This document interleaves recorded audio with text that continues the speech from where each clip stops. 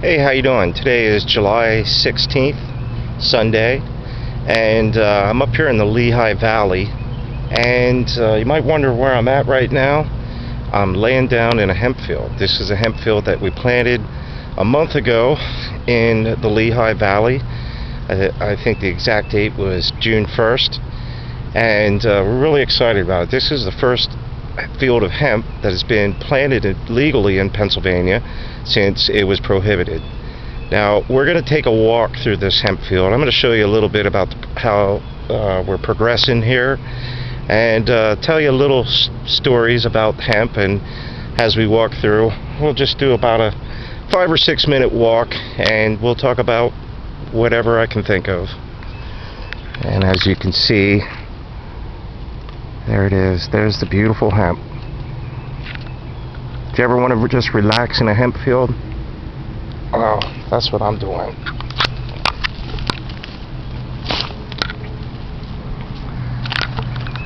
So, we have 5 acres planted here. This is a project done in conjunction with Lehigh University. This is a strain that we imported from Canada called Anka. The plant has been experiencing very rapid growth. When we were here a couple weeks ago, the tallest plants were 30 inches. We came back 8 days later, and we were pleasantly surprised to learn that the tallest plants had grown about 35 inches, and we're now standing at about 5.5 feet, which is how tall I am. Well, it's been 6 days since we were here last. We were here July 10th, which was the 1-year anniversary of the signing of the Industrial Hemp Bill Act that Governor Wolf signed into law. And in that 6 days, the tallest plants have grown maybe 20 inches or so. I didn't get the measuring tape out yet. As you can see, I'm 5'6", and this plant is at least a good foot taller than me. It's not the tallest plant in the field, but it's a good example of the tall plants.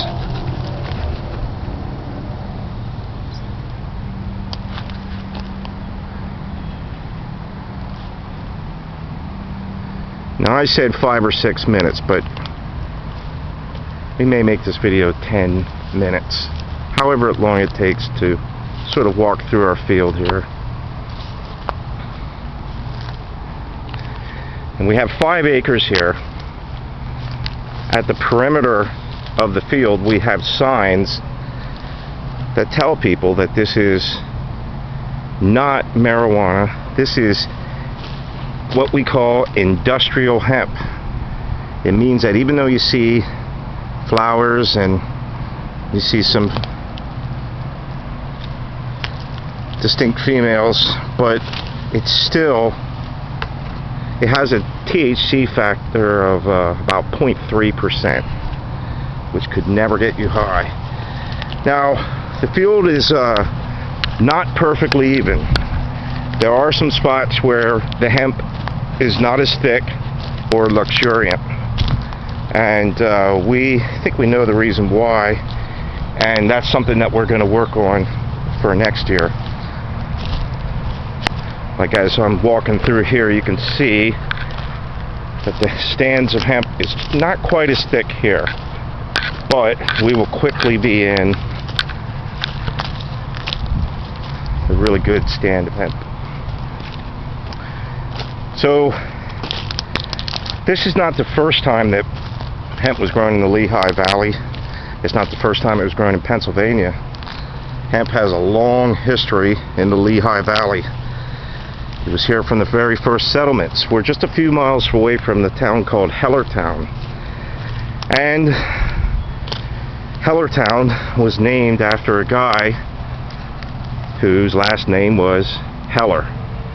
And Heller owned a hemp mill. And the Moravians owned a hemp mill up in Bethlehem.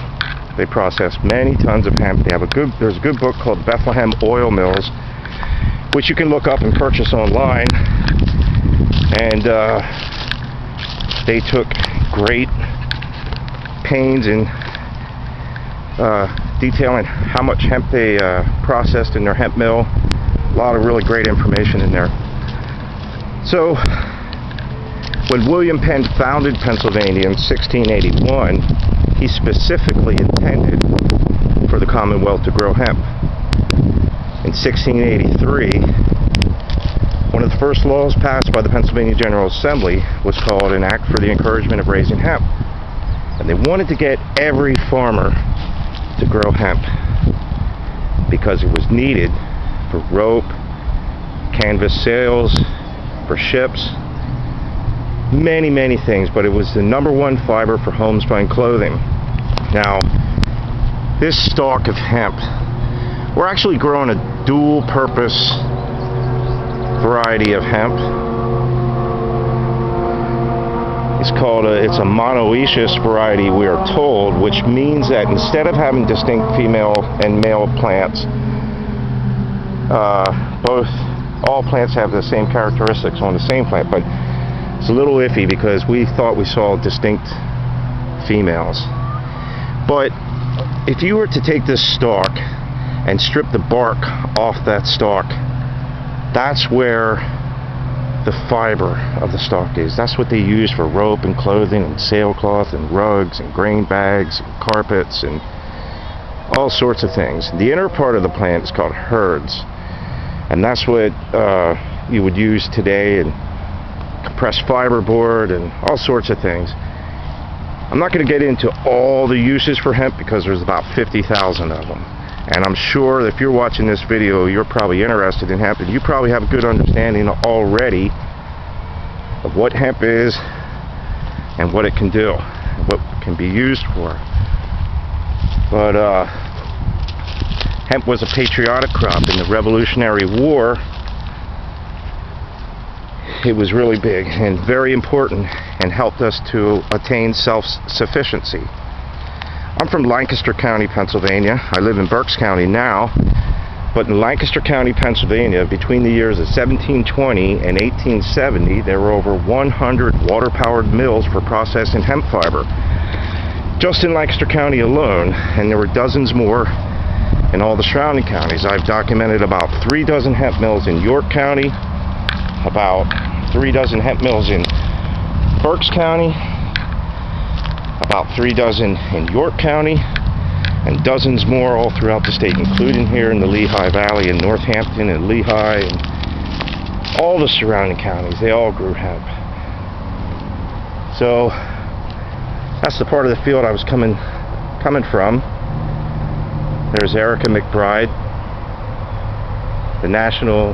the executive director of National Hemp Association, and also the Secretary Treasurer of PAHIC, who has just done an amazing job of putting this together this project, and working with Lehigh University and putting all the pieces in the puzzle that had to come together to make this project even possible. Now, I showed you some of the tall stands of hemp, but now in a lot of part of the field it's not doing as well. These plants are about 3.5 feet tall, but they still have another 2 months to grow. So hopefully in another few weeks, these plants in this section here will catch up to the other plants. This project came together at the last minute. Up until, Erica was working on it for a while, but up until about 2 weeks before the hemp was planted, we still were not 100% certain that the project would even come together. It was last minute that we got seeds, there was delays. So this project here is turning out remarkably well.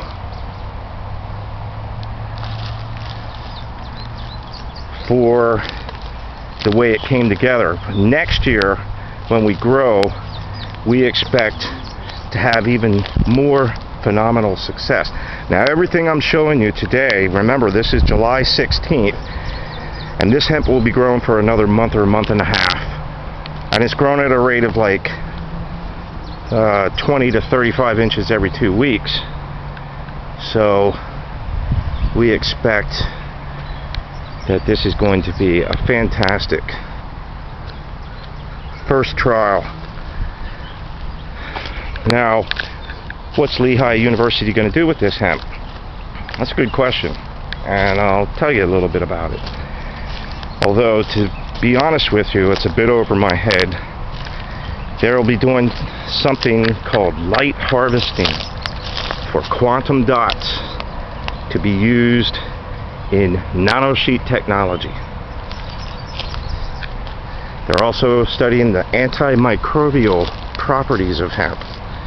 So this looks like an exceptionally tall plant right here. And as I say, I'm 5'6". How tall would you say that is? It's at least a foot taller than me. I'd say at least 6.5 foot tall, possibly going on 7 feet tall. I actually didn't bring the tape measure along with us today, but I'd say average height throughout most of the field is 3 to 4 feet, with the exceptionally tall plants 6.5 feet or more.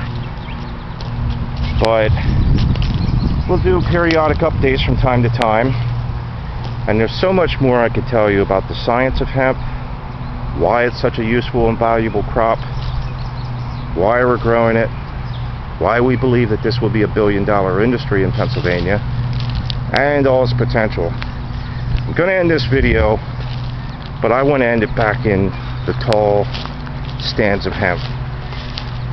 I want to go where it's really growing thick. We do have some problems with weeds, just because of the way the project came together at the last minute. We didn't have a time to really prep the field the way we wanted to. So there's a lot of corn stalks on the ground and so forth, and there were weeds already growing. So hemp is really good for weeds. It chokes out weeds, and but that's if they have a fair start. If the weeds get a head start on the hemp, then they're going to compete. So we know that hemp is very, very good for weed suppression, but in this case we still do have some weeds. And as I say, this is our first year, and we expect the crop that we grow next year is going to be super. Not that this isn't. This is, especially once you get down into this section of the field, this is just the most luxuriant growth. This is a dual purpose crop. It's grown for both seed and fiber.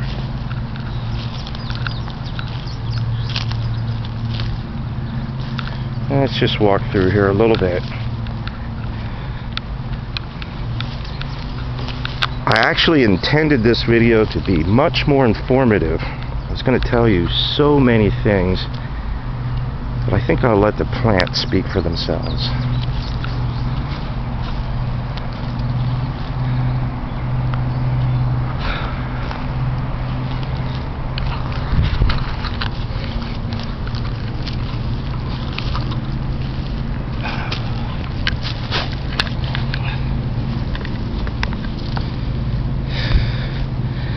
Les Stark from the Pennsylvania Hemp Industry Council, board member, hemp historian, and it's really wonderful to be up here and just show you this crop, and we'll keep you updated on as we progress. Check out our website for Pennsylvania Hemp Industry Council, and check out our Facebook page. There you will stay up to date on everything up to the minute as it's happening, with not just our project, but the 16 other projects that got underway in the state. Actually, 16 projects were approved. About a dozen actually got in the ground. But we'll keep you updated on everything that's going on. As soon as we receive information, we publish it. So keep in touch with us and stay tuned, and you'll learn everything there is to know about this unfolding industry with the most useful plant on the face of the earth, industrial hemp.